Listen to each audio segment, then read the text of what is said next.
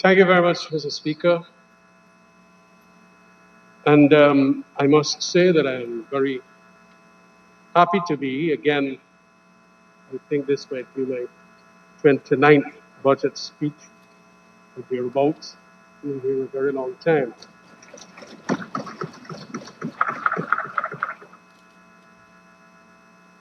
I want to make the opening that is normal orthodoxy in these parts, and to say that to have brought out the budget in time in accordance with the law, I congratulate the minister.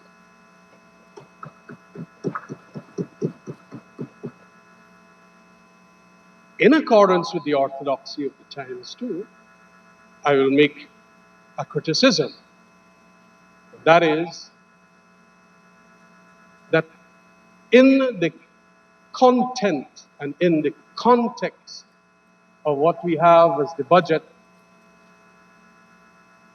we see a lot of disinformation and, quite frankly, half-truths and untruths.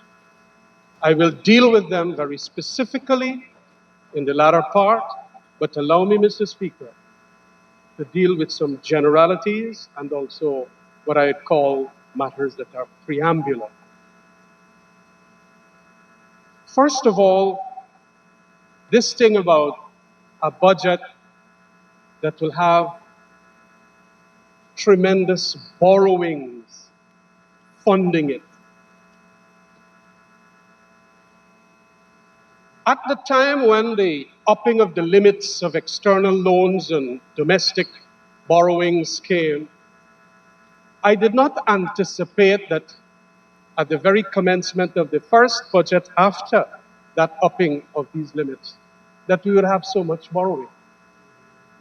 I was brought up on a diet, especially from one of my political mentors, Dr. Jagan, who is also a big mentor for the People's Progressive Party, that you have budgets that are balanced and do not get into this habit and indiscipline of borrowing. Last year's budget, emergency as it was, saw the extent of the borrowings being almost $90 billion, which is a kind of a deficit. Huge deficit budget.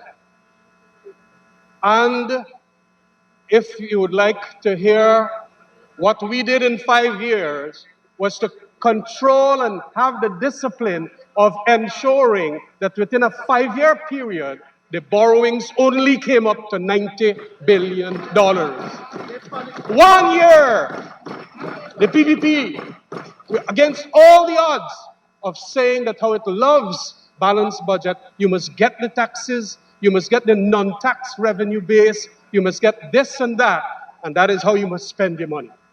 We today, by virtue of the passing of those limits, have seen this kind of borrowing that will be a burden. And I want to say that although there was a criticism concerning the AFC coalition government, the new AFC coalition government, that we were taxing and spending, you are now borrowing and spending. That's your mantra. Borrow and spend. But you know what borrowings do? Borrowings mean that you'll have to tax future generations yet unborn. You seem not to appreciate that. And that is why this year's budget, similar of ilk like last year's budget, we have $109 billion that will have to be borrowed so that you can execute on that amount of spending of $383 billion. That is inside of the budget. I know that you would not comprehend it yet. You got another 5 years to comprehend it.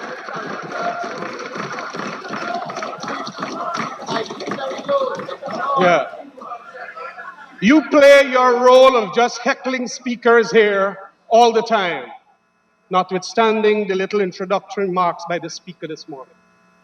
I want to indicate, too, that this thing is going to create huge debts for the future generation. And debts are going to only be paid by virtue of then having taxes brought to higher rates at that time if you want to pay off those borrowings.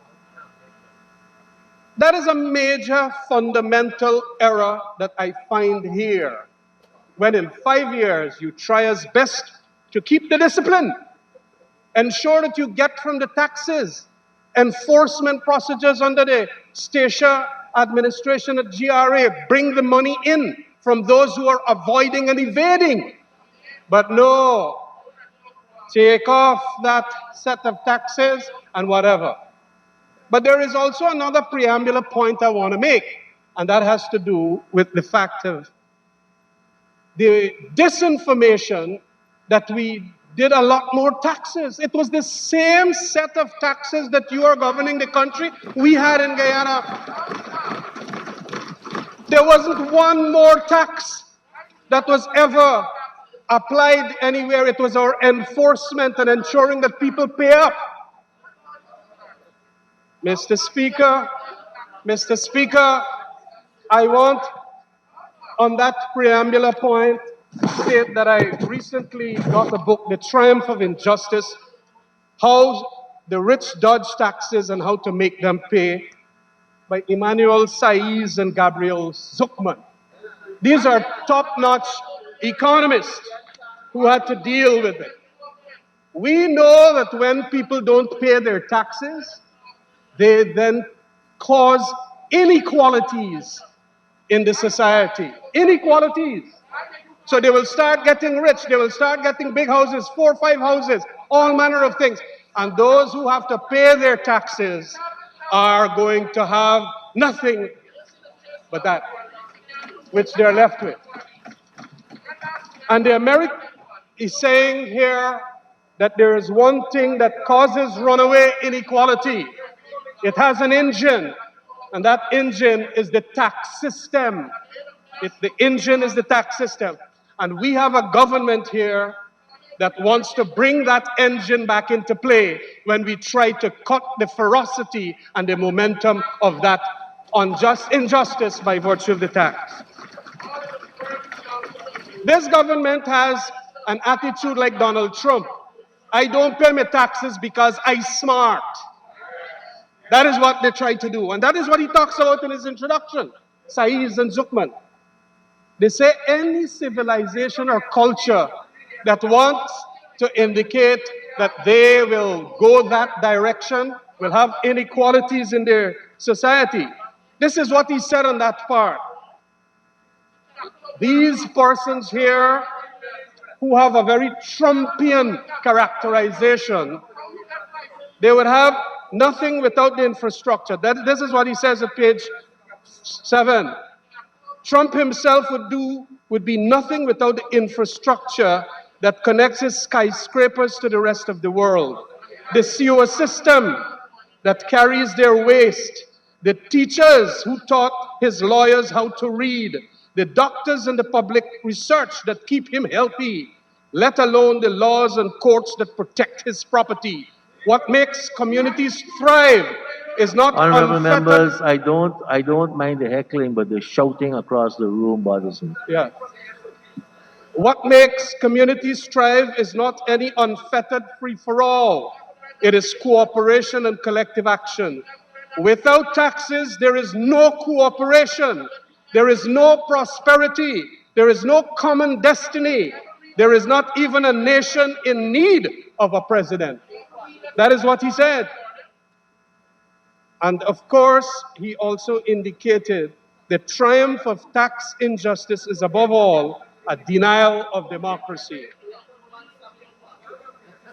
If taxes enacted by our elected officials keep boosting the income of a privileged minority, and I will add our sectarian interest, who will keep faith in democratic institutions? Answer that.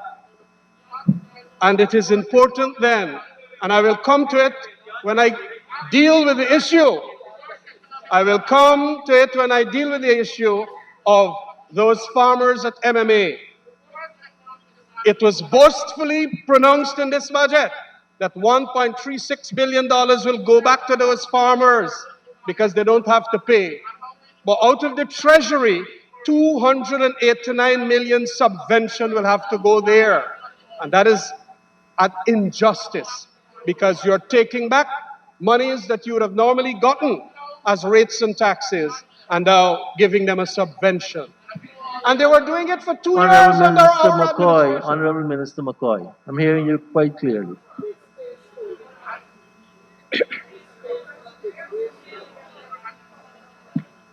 Mr. Speaker, that is an important... Except I could do something about you. Yes. That is very important. We must live within our means, not go above it, trying to hang our hat where we can't reach. No. Mr. Speaker, and even if this is populist in approach, even if everybody like that, we can have a society that becomes dysfunctional because we are not spending in accordance with our means. Mr. Speaker, it is important then that honorable member like Kwame McCoy do get a copy. I'll get a copy for him. I certainly will get a copy. I know he likes to read, so he will get a copy. Mr. Speaker, another preambular point and critique I would like to make has to do with environmental issues. And on the environmental issues, that is in consonance with our international obligations, means that we have to ensure that we do not do the massive flaring that goes on out there. You know, I am very saddened to hear from the Vice President and even his Minister Vikram, Honorable Minister Vikram, that we cannot get Exxon up to this stage to bring what is called those pieces of spare parts that can make that compressor. In this very important set of equipment that they have and is part of the regulations that are now being violated and the terms of the contract is not good for Guyana. They talk plenty about low carbon development strategy, and they got an international company, multinationals, they had hated plenty. They are imperialist, they used to say.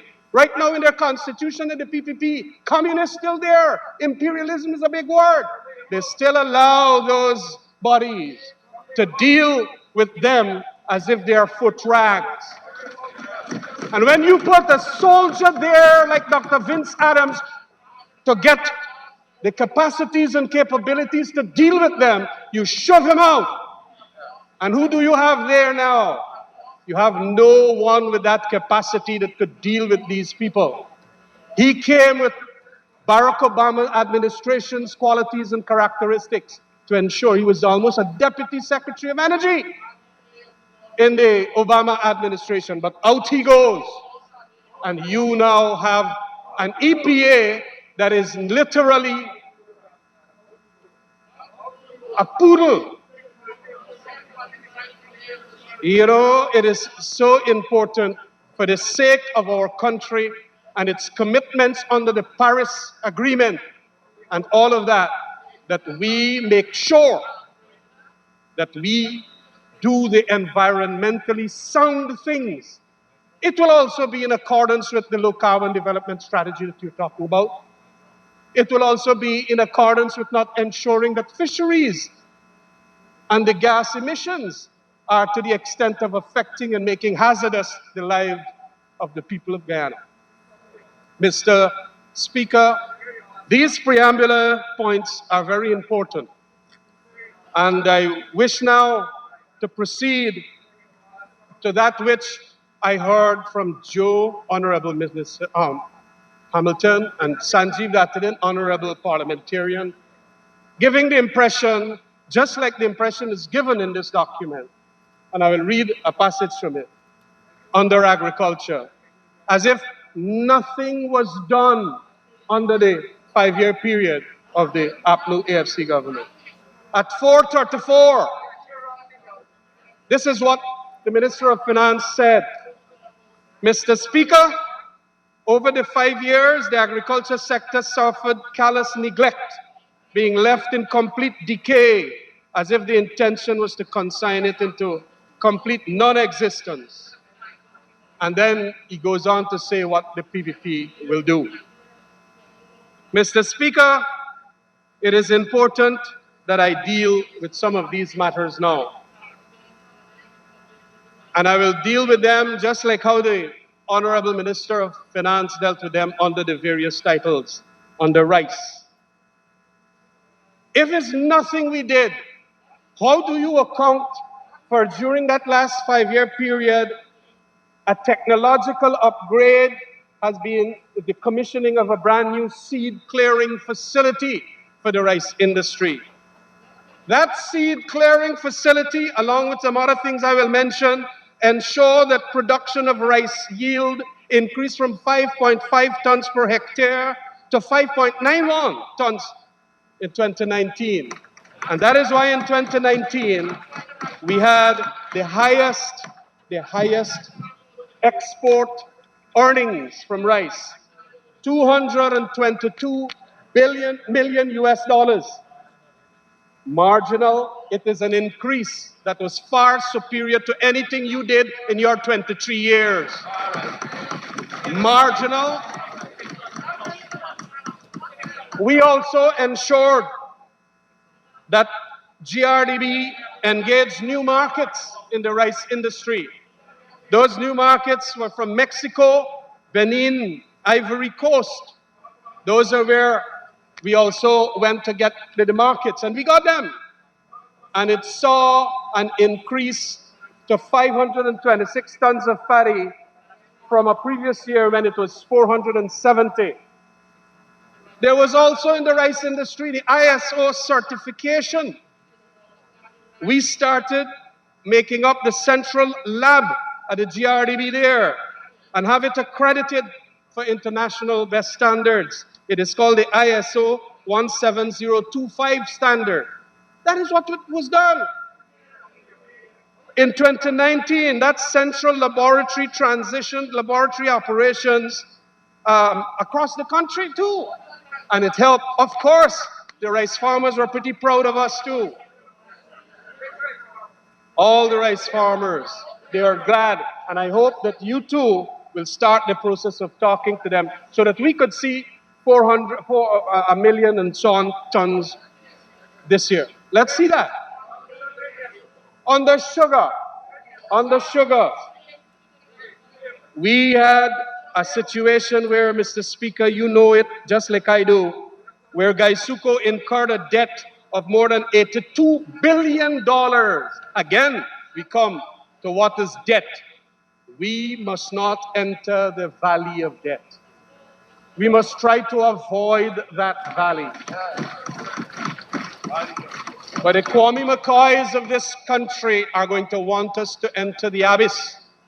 We are not going to go there. And that is why we did what we did with Gaisuco and brought down the projections to 97,000 tons.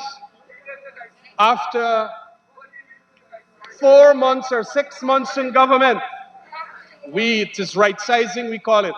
You done spend how much? $9 billion. And that is only what you're talking about now. Well, Mr. Speaker, it is important to know that when you go and speak to sugar workers in all across the country, they indicate that just like how the PPP had closed their states, you would get the impression from the disinformation that they didn't close any. You would get the impression that they didn't close nothing. But they did close industries, in the estates in the sector. We did, and we did it after a commission of inquiry. And that commission of inquiry indicated that, yes, we have to right size, and we did that. The dismantling of this policy so that you can have sectarian interest benefit is not going to be the right thing for this country, Mr. Speaker. I maintain that point. And I rather suspect that hesitantly you're putting $2 billion this year when I understand the Gaisuko people asked for 20 billion because you're well aware that it might not have a future with that kind of spending that ought to have gone by virtue of the opinions of the Gaisuko people. And I am happy, but I am still sad that it's $2 billion more that is going there. It should not be. Mr. Speaker, it is important that we also understand what was done at the National Drainage and Irrigation Authority. In the NDIA, it functions as Ghana's apex organization, dealing with all public matters pertaining to management and improvement of extension services, irrigation, flood, and so on. We know what it is. This is what we did. And don't ever say that y'all didn't do nothing. Oh God, y'all didn't do nothing. And you carry that line to certain gullible constituents and they believe it. Absolutely. Because they believe. Yes, they believe your lies. Pump stations. The NDIA installed pump stations across regions 2, 3, 4, 5, and 6. $2,921 million worth. The areas include Luziknan and BV, Good Hope and Friendship, Vigilance, Buxton or Stelling. And in Region 5, Region 2, we have Lima, Reliance, Land of Plenty, Aberdeen, Columbia. Region 5, Trafalgar, Windsor Forest. In Region 3, Bengal, Gangaram, Evesham, and Japan, Region 6. Coming up to almost $3 billion in pump stations alone. That means you ain't got nothing that we did here. Baggotsville Sluice and Terence Sluice. They were designed to drain in the vicinity of almost 2,000 acres of land. Monies were spent there, over $100 million. There was what we call an amphibious excavator. The National Drainage Commission, the country's first amphibious excavator in 24th of May 2019. The machine was obtained through certain funding from the Japanese and also government funds. The excavator is capable in working waterways as deep as 16 feet and it is fully self-propelled. Then it is there. You have enjoyment of it now. The cutter suction dredge. Nothing we can do. Nothing. Y'all answer. Disinformation is your top vocation these days. The state-of-the-art cutter suction dredge was acquired by the National Drainage and Irrigation Authority in January 2019. This cutter suction and a lot of the drive units and the spud legs were installed in a pontoon constructed by GNIC. It cost $329 million. Nothing we can do. That is what you're saying. Over the past 5 years of these interventions, Mr. Speaker, what is called the drainage coefficient of coastal Guyana has been raised from 1.5 inches to 1.5 inches in 24 hours, so considerably reducing the risk of flooding in coastlands in both agriculture and housing areas. Georgetown also has seen that capacity where the NDIA ensure that the floodings that we used to have for days on end have now come to a halt. Hinterland too, a huge set of things were done. 8 water harvesting systems, 3 in Masara, 2 in Anai, 2 in Rupati, 1 in Aranaputa, contributed to providing irrigation and continuous supply during the dry season of water for agriculture. These honorable members would never appreciate all of that. And to a large extent, they want to dismantle that. The decentralization of the NDIA activities saw offices opened in a number of regions. It was in keeping with our policy of realignment, just like the police force, ensure that their regional divisions are in accordance with the political divisions. So we have a number of those things happening. So there can be direct contact with the NDIA officials within these regions. Mr. Speaker, the Pesticides and Toxic Chemicals Control Board has done wonderful things to ensure that that unit also moves on with its work. The board achieved the following: commissioning a state-of-the-art chemical storage facility at Manripo. Plenty. Money is spent on that. Nothing I'll even do. What y'all do? You know? And then go to their support base and say, nothing them buys this and do. Yes. Rehabilitation of the chemical residue laboratory to allow for accreditation and international certification. That is very important in this modern world. Commission the newly equipped pesticide chemicals laboratory, which now ensure international recognition. Even if it is incomplete, it still works. A lot of you, when you had a DNA lab for the police for years, ask Clement Rohi. We completed it, but I gave him some kudos that he had started it. Yes, but no, we don't do nothing, Mr. Speaker. Nothing we don't do. Yeah, these chaps, you know. We go now to Hope Coconut Estate.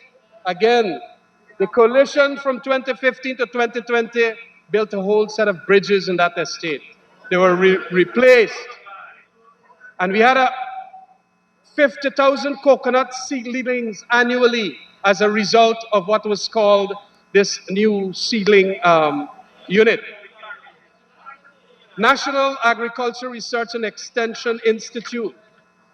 I have to read it because I want to keep within the script. Keeping within the script means also talking accurately to what is done. Not off your head and you're gone. Well, how you pronounce that word? Yeah, well, how you pronounce the word again? Yes. If you had stood to your script, you would have pronounced it properly. Yes. Mr. Speaker, it is important too that crop diversification is a big thing. In the non-traditional crops, in the first half of 2019, it stood at 704 metric tons of production, whereas in 2014 it was 438,000 tons. Isn't that almost doubling it in a 5-year period? Nothing we can do, boss. Nothing. You know,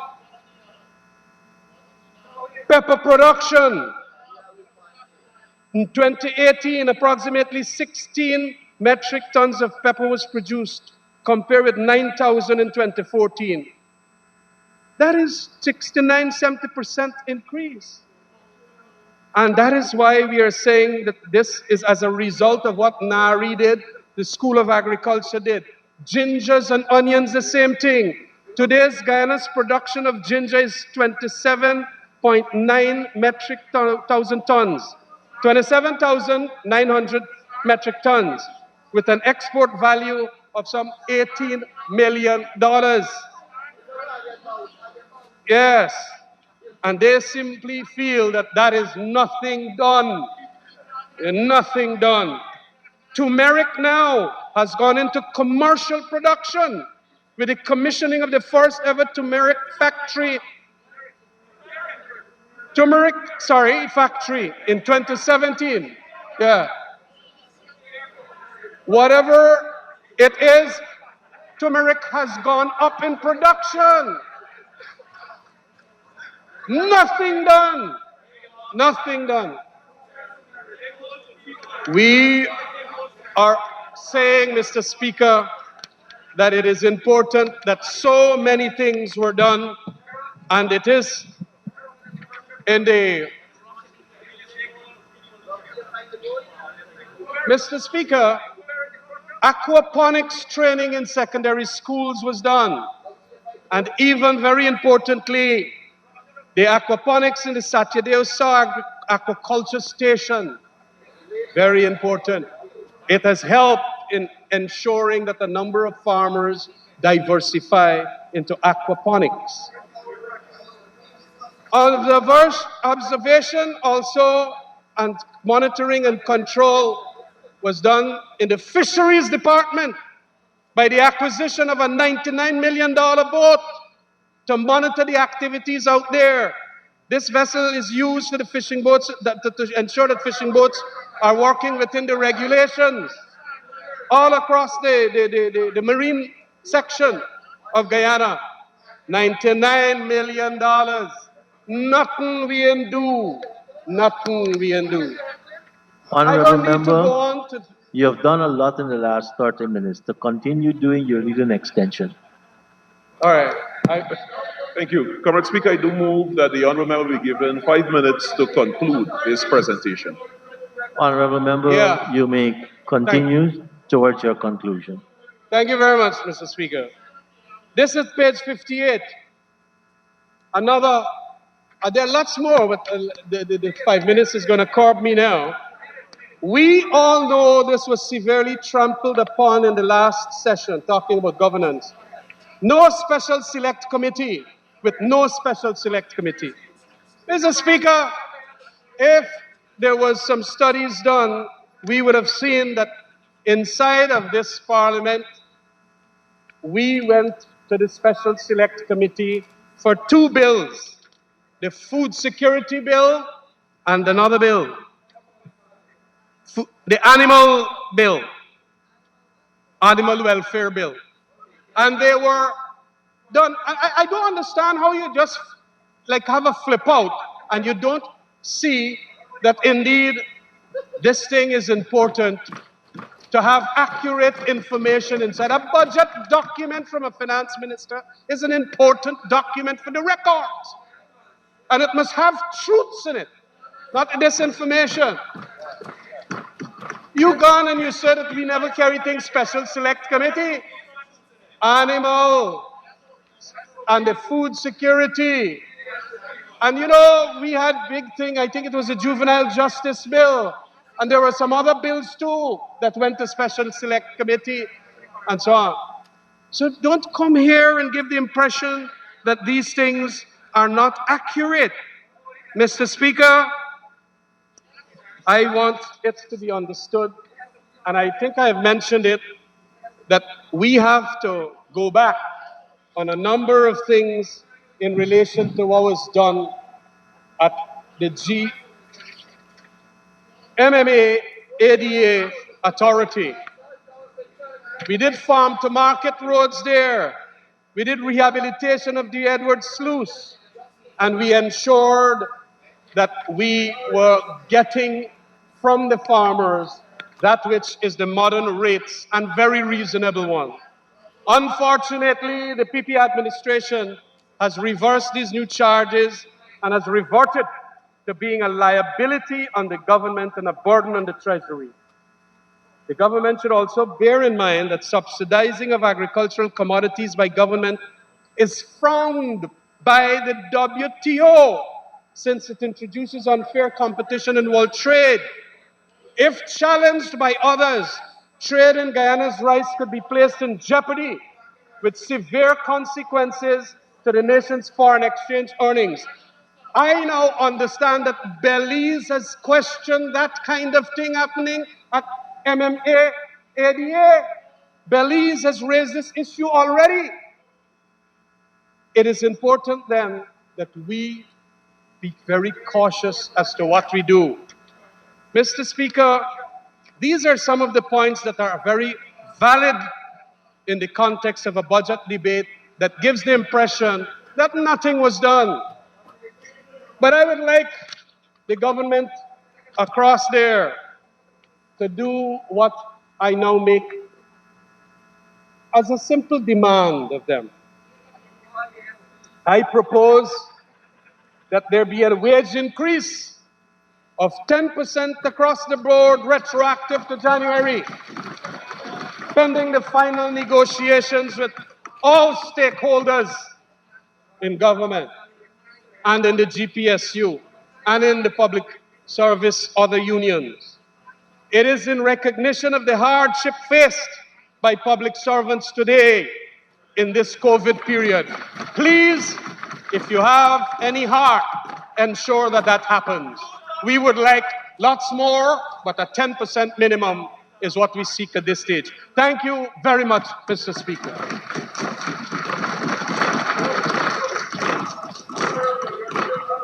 Thank you very much, Honorable former Vice President.